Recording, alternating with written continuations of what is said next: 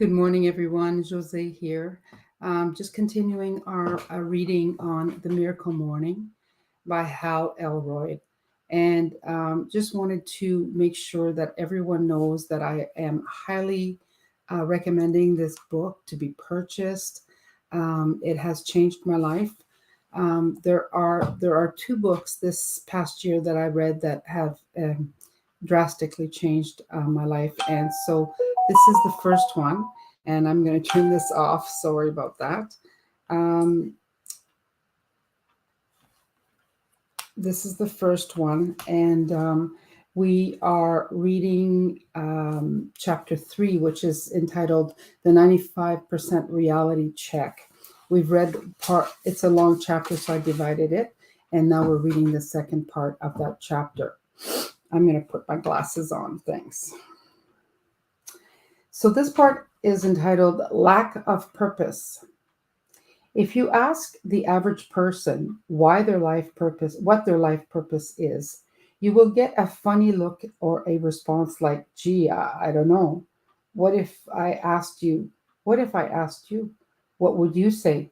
The average person can't articulate their life purpose, the compelling why that drives them to wake up every morning and do whatever it takes to fulfill their mission in life. Rather, the average person takes life one day at a time and has no high purpose beyond merely surviving.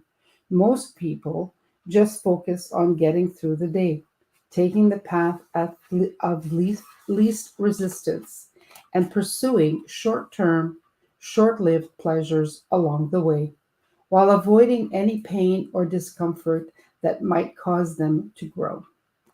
During the course of my 7 year career in direct sales, despite having broken numerous company sales record, I spent the first 6 of those 7 years fighting the uphill battle of mediocrity and losing more often than not.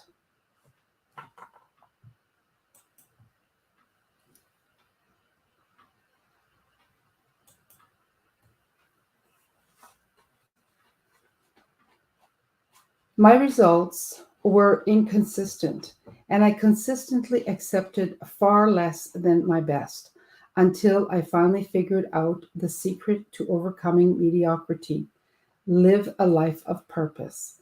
After being inducted into the company's Hall of Fame, I was ready to move on and pursue my dream of becoming an author, speaker, and coach. However, I had never achieved my full potential within the company. I was about to leave the company with the mediocrity monkey on my back. I was sure to follow, it was sure to follow me into my next venture unless I did something about it. Up until then, I didn't have a compelling life purpose that got me up in the morning even when I didn't feel like getting up. I had no purpose that drove me to get on the phone and call prospects even when I didn't need more money. I decided in that moment that my life purpose for the next 12 months would be to become the person I need to be to create the success, freedom, and quality of life that I truly wanted. I combined this with my other life purpose. Yes, you can have more than one, which was to selflessly add value to the lives of others by assembling a team of 16 other sales reps. I led weekly conference coaching calls to support them in reaching their goals free of charge for the next 46 consecutive weeks. Living every day in alignment with my two life purposes, constant, constantly conscientious, oh, sorry, conscientiously, I'll leave it at that, aligning my thoughts, words, and actions with each purpose. Not only did I have my best sales year ever, a 95% increase over the previous best, but I also led more reps to surpassing the highest uh, performance level than at any other time in the company's 50-year history. To defeat this cause of mediocrity, you need a life purpose, which can be any purpose you choose. It can be anything that resonates with and inspires you to wake up every day and live in alignment with your purpose. Now, I totally understand that asking you to come up with your life's purpose right now may sound a bit overwhelming. Just remember that you get to make it up. And this first one can be something simple, even small. Example, I'm going to smile more so that I can bring a little more happiness to my life and to those around me. Or I'm going to ask every person I meet what I can do to help them so that I can add value to more people's lives. It will be your first step towards a bigger life purpose. Keep in mind that you can change your life purpose at any time. As you grow and evolve, so will your purpose. What's important is that you choose a purpose, any purpose, and start living by it now. You can even borrow one of the purposes I just shared with you. Many of my coaching clients have. Keep in mind that you're not supposed to figure out what your purpose is. You get to make it up, create it, decide what you want it to be. In his best selling book, The Rhythm of Life, Matthew Kelly enlightens us to a universal life purpose that I believe we should all live by to become the best version of ourselves. In other words, focus on growing and being the best you can be, pursuing your dreams and inspiring others to do the same. That's your purpose. Schedule some time this week to think about and articulate your life purpose. Write it down where you'll see it every day. In fact, you'll have time to do this during your miracle morning. Although always remember that when you are committed to a life purpose that is bigger than your problems become relatively insignificant, and you will overcome them with ease. Isolating incidences. One of the most prevalent yet not so obvious causes of mediocrity is isolating incidents.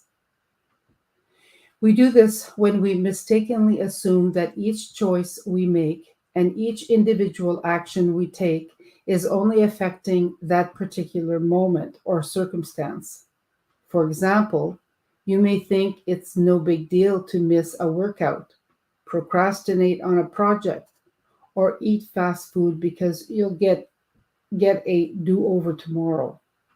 You make the mistake of thinking that skipping that workout only affects that incident and you'll make a better choice the next time. Nothing could be further from the truth.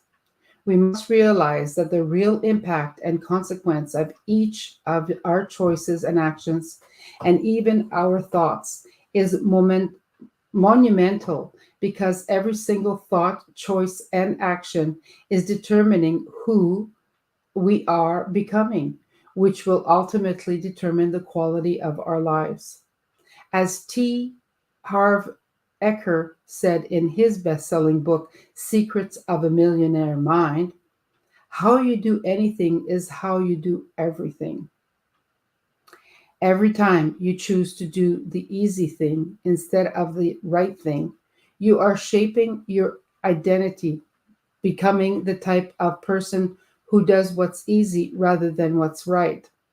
On the other hand, when you do choose to do the right thing and follow through with your commitments, especially when you don't feel like it, you are developing the extraordinary discipline, which most people never develop, necessary for creating extraordinary results in your life. As my good friend Peter Vogt often teaches his clients, discipline creates a lifestyle. For example, when an alarm clock goes off and we hit the snooze button, the easy thing. Most people mistakenly assume that this action only affecting that moment. The reality is that this type of action is programming our subconscious mind with the instructions that it's okay for us to not follow through with the things we intended to do. More on that in the next chapter. We must stop isolating incidents and start seeing the bigger picture.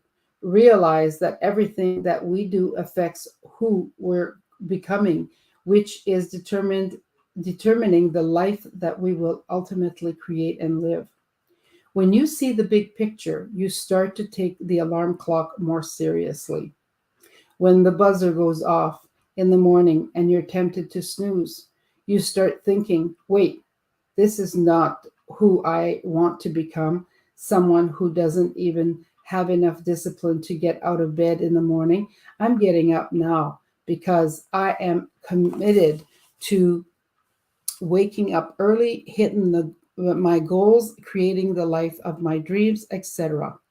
Always remember that who you're becoming is far more important than what you're doing. And yet, it is what you're doing that is determining who you're becoming. Lack of accountability. Let me see how many pages we have here. All right, I'll finish this one and then we'll finish the rest tomorrow. Lack of accountability.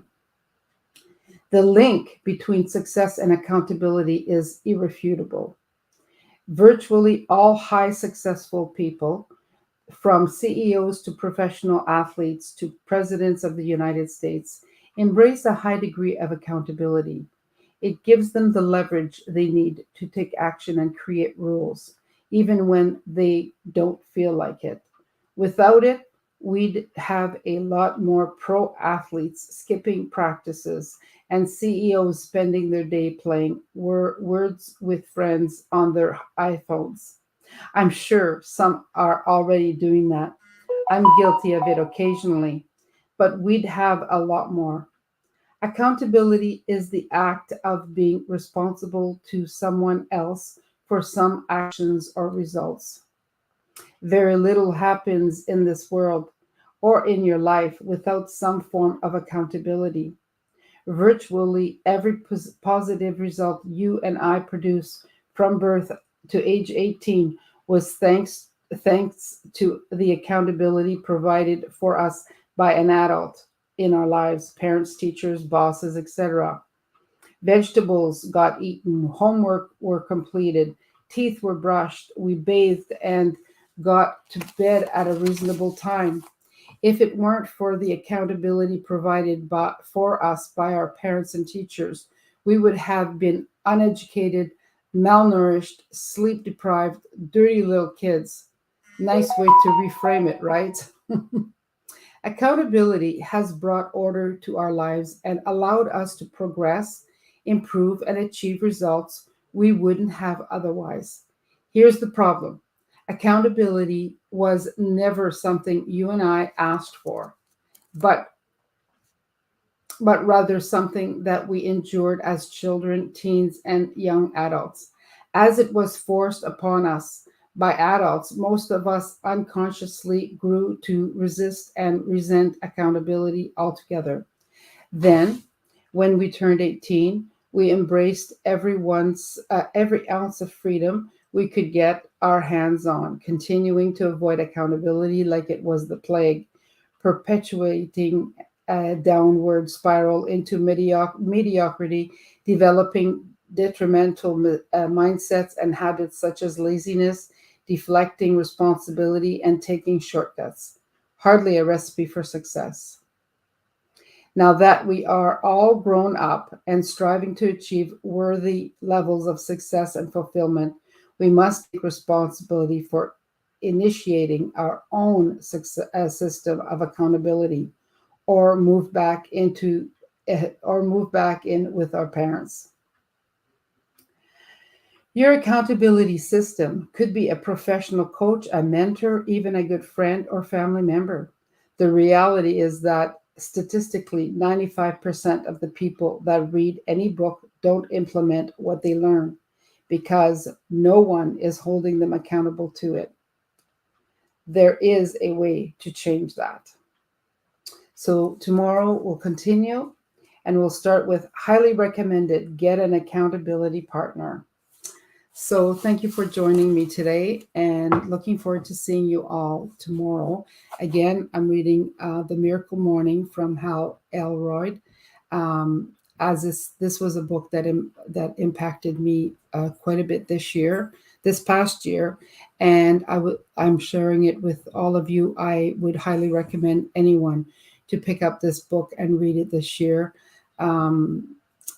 As it's phenomenal if you implement it. You can't just read it; you have to implement what he suggests. But it's good. It's a good read, and he has a lot of good input. So, all right, we'll talk to you all tomorrow, and have a great day. And God bless everyone. Take care.